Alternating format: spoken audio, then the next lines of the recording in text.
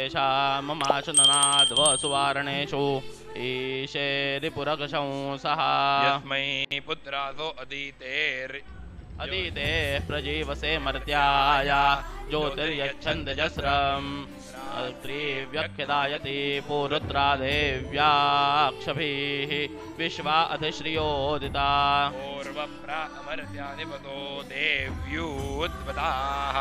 ज्योतिषा बाधते तमाः निरस्कृतारमस्कृतसोत्सन्देव्यायति अपे दुहासते तमाः तानो अद्य अस्या वयं देयामन्विक्ष्महि वृक्षेण वसतिं वयाः निग्रामासो अवीक्षते पथवन्तो निपक्षिणाः निश्चेनाशस्थितर्थिनाः यावया वृक्यां वृकै यवयस्तेन मूर्म्ये अथा न सुतरा भवा उपमापेऽपि शतमः कृष्णं व्यक्तमस्तिदा वृषोरुणे वो यातया उपते वाकिवाकरं वृणीष्वतो हि तर्दिवः रात्रिसोमन्न जिज्ञुषे आरात्रिपार्थिवं रजः पितरः प्रायुधामभिः दिवसतां सुबृहति विदिष्टस आत्वेषं वर्तते तमाः एते रात्रि दृजक्षसो युक्तासो नवतिर्नवा अशीतिस्तन्त्वष्टा उतो ते सप्त सप्तति रात्रिं प्रपद्ये जननीं सर्वभूतनिवेशनीं भद्रां भगवतीं कृष्णां विश्वस्य जगतो निशां संवेशनीं संयमनीं ग्रहनक्षत्रमालिनीं प्रपन्नोः शिवां रात्रिं भद्रे पारमशीमहि भद्रे पारमशीमय्यो नमः तोष्यामि प्रहतो देवीं शरण्यां बहृजप्रियां सहस्रसंहितां दुर्गां जातवेदसे सुनवाम सोमम् शान्त्यर्थं तद्विजातीनां ऋषभिस्तोमपाश्रिताः ऋग्वेदे त्वं समुत्पन्नारादीयतो निदहाति वेदाः ये त्वां देवी प्रपद्यन्ते ब्राह्मणां हव्यवाहनीम् अविद्या बहुविद्या वासनः परशतति दुर्गाणि विश्वा ये अग्निवर्णां शुभां सौम्यां कीर्तयिष्यन्ति ये द्विजाः तान् तारयति दुर्गाणि नावेव सिन्धुन् दुरितात्यग्निः दुर्गेषु विषमे घोरे संग्रामे रिपुसङ्कटे अग्निचोरनिपातेषु दुष्टग्रहनिवारण्यो नमः दुर्गेषु विषमेषु त्वं सङ्ग्रामेषु वनेषु च मोहयित्वा प्रपद्यन्ते तेषां मे अभयं कुरु तेषां मे अभयं कुर्वो नमः केशिनीं सर्वभूतानां पञ्चमीं चितनाम च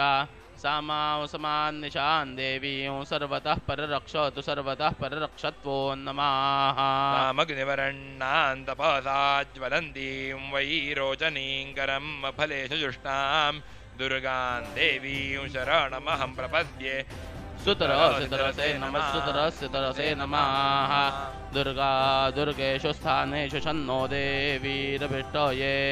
य इमं दुर्गास्तवं पुण्यं रात्रौ सदा पठेत रात्रिः कुशिकस्तो भरिरात्रिर्वा भारद्वाजी रात्रिस्तवं गायत्रम् य इमं सूक्तं जपेत् नित्यं तत्कालमुपपद्यते उलोकयातुं शुशुलोकयातुं जहिष्वयातुमुतकोकयातुं सुपर्णयातुमुतकुद्रयातुं दृढदेव प्रमुर्णरक्ष इन्द्र पिशङ्ग वृष्टिमं वृणं पिशाचीमिन्द्र संरूणा सर्वं रक्षो निबर्हया रक्षाणो अग्ने तव रक्षणे वीरारक्षाण सुमुखप्रीणानः प्रतिस्फुरविरोधवीडमोहो जहि रक्षो महे चत्वावृधानम् ब्रह्मजते जातवेदो नमश्चेयं च गीतमितवर्धनीभूत रक्षाणो अग्ने तनयानि तोकारक्षोदनस्तन्वो ओ अप्रयच्छन् गणानां त्वा गणपतिं हवामहे कविं कवीनामुपमश्रवस्तमम् ज्येष्ठराजं ब्रह्मणां ब्रह्मणस्पत आनशृण्वन्नोतिभिस्तीरसादनम् जातवेदसे सुनवाम सोममरातीयतो निदोहाति वेदाः स नः पर्षदति दुर्गाणि विश्वा नावेव सिन्धुन् दुरितात्यग्निः क्षेत्रस्य पतिना वयं हि तेनेव जयामसि गामश्वं पोषयत्नवासनो मृडातीदृशे वास्तोष्पदे प्रतिजानीहस्मान् स्वावेशो अनमीवो भवानः यत्वे महे प्रतितन्नो जुषस्वशन्नो भवद्विपदे संजतुष्पदे वास्तोष्पदे प्रतरणो न धिगयस्वानो गोभिरश्वे विरिन्दो अजरासस्ते सख्ये स्यामपि देव पुत्रान् प्रतीनो जुषस्वा वास्तोष्पदे शक्मया संसदा ते सक्षीमहि रणमया गातुमत्या पाहि क्षेम उत योगे भरन्नो यूयं पात स्वस्तिभिः सदा नः अमी वः वास्तोष्पदे विश्वारूपाण्या विशन्न सखा सुषेव एधिनः स्वप्न स्वप्नाधिकरणे सर्वन्नश्वापयाजनम् आसूर्यमन्यात् स्वापयद्यूळञ्जाग्रयादहम् अजगरो नाम सर्पस्सर्पिरविशो महान् तस्मिन् सर्पस्तुतितस्तेन स्वापयामसि सर्पस्सर्पो अजगरस्सर्पिरविशो महान् तस्य सर्पात् सिन्धवस्तस्य गाधमशीमहि काळिको नाम सर्पो नवनागसहस्रबलः यमुनर्हदेह सो जातो ओ यो नारायणवाहनः यदि कालिकदूतस्य यदि कालिकात् भयात् जन्मभूमिमतिक्रान्तो निर्विशो याति कालिकः आयाहीन्द्रपतिभिरीयतेभिर्यज्ञमिमन्नो भागधेयञ्जुषस्वा तृप्ताञ्जहुर्मातुळसेवयोषा भागस्ते पैतृष्वस्यैव पामि वा यशस्करं बलवन्तं प्रभुत्वन्दमेव राजाधिपतिर्बभूव सङ्कीर्णनाकाश्वपतिरन्नराणां सुमङ्गल्यं सततं दीर्घमायुः कर्कोटको नाम सर्पो यो दृष्टि विशौच्यते तस्य सर्पस्य सर्पत्वं तस्मै सर्प नमोऽस्तु ते मा बिभेर्नमरिष्यते परित्वा पामि सर्वताः घनेन हन्मि वृश्चिकमहं दण्डेनागदम् आदित्यरथवेगेन विष्णोर्बाहुबलेन च गरुडपक्षनिपातेन भूमिं गच्छ महायशाः गरुडस्य जातमात्रेण त्रयो लोकाः प्रकम्पिताः प्रकम्पिता मही सर्वा सशैलवनकानना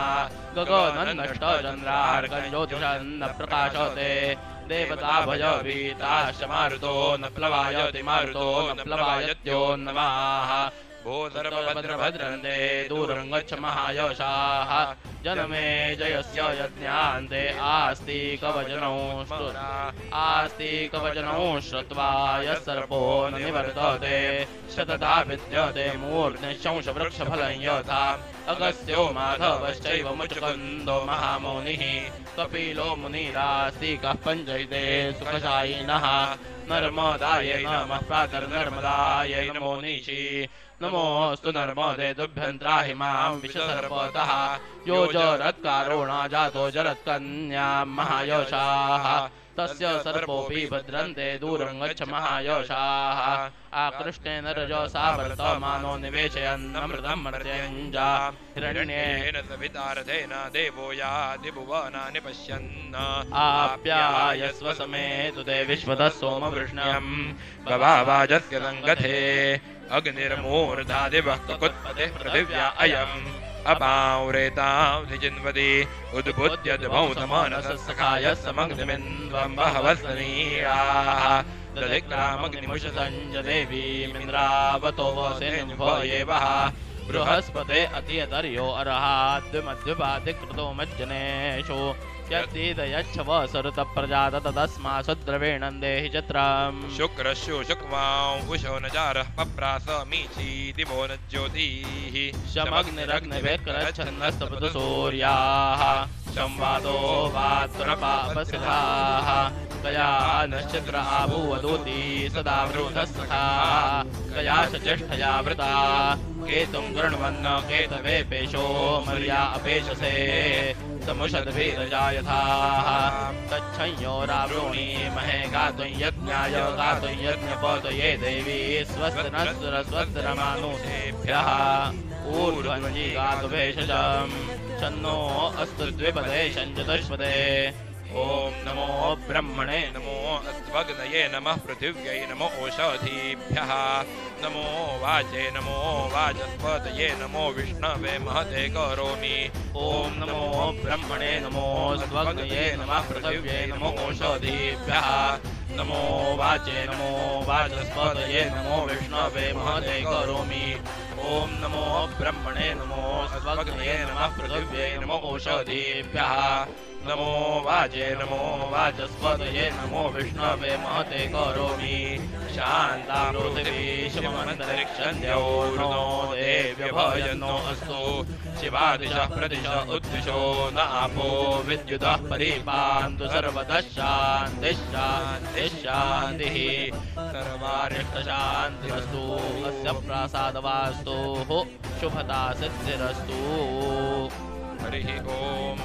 सोमानौ स्वरणं गृणहि ब्रह्मणस्पते कक्षीवन्तय्य औषिजः यो रेवान्यो अमी वहावसुवित्पुष्टिवर्धनः सनस्ति शक्तियस्तुरः मानशंसो अररुषो धूर्ते प्रणङ्मर्त्यस्य रक्षाणो ब्रह्मणस्पते सखा वीरो नरिष्यतयमिन्द्रो ब्रह्मणस्पतिः सोमो हिनोति मर्त्याम् वन्तं ब्रह्मणस्पते सोम इन्द्रश्च मर्त्यम् दक्षिणापाद्मौहतः उत्तिष्ठ ब्रह्मणस्पते देवयन्तस्त्वेमहे उपप्रयन्तुमरुतस्सु दानव इन्द्रप्राशूर्भवासचा त्वामिद्धि सहसस्पुत्रमर्त्य उपब्रूते धने हिते सुवीर्यं मरुत आस्वश्व्यन्दधीतयो व आचके प्रयतो ब्रह्मणस्पते प्रदेव्ये तु सुन्दृता अच्छा वीरन्नर्यं भङ्क्तिरादसन्देवा यज्ञन्न यन्दुनः यो वाघते ददाति सूनरं वसु सधत्ते अक्षितिश्रवाः तस्मा इळां सुवीरामाय जामहे सुप्रदूर्तिमनेहसम् प्रणोनं ब्रह्मणस्पतिर्मन्त्रं वदत्योक्थ्यं यस्मिन्निन्द्रो वरुणो मित्रो अरियमा देवा ओकांसि चक्ररे अमिद्वोचे मा विदथेषु शम्भुवं मन्त्रं देवा अनेहसम् इमां च वाचं प्रतिहर्यथानुरो विश्वे त्वामावो अश्नवत ओ देवयन्तमश्नवज्जनं गोवृक्तपर्षम् प्रप्रदाश्वान् पस्त्याभिरस्थितान् दर्वावक्षन्दते उपक्षत्रं प्रञ्चीतहन्ति राजाभिर्भये चित्सुक्षितिन्दधे नास्य वरदानतरुतामहाधनेनार्भे अस्ति वज्रिणाः गणानान् त्वा गणपतिं हवामहे कविं कवीनामोपमश्रवस्तमम् ज्येष्ठराजं ब्रह्मणां ब्रह्मणस्पत आनशृण्वन्नोतपस्येत साधनम् देवाश्चित्ते असुर्यप्रचेतसो बृहस्पते यज्ञं भागमानशुः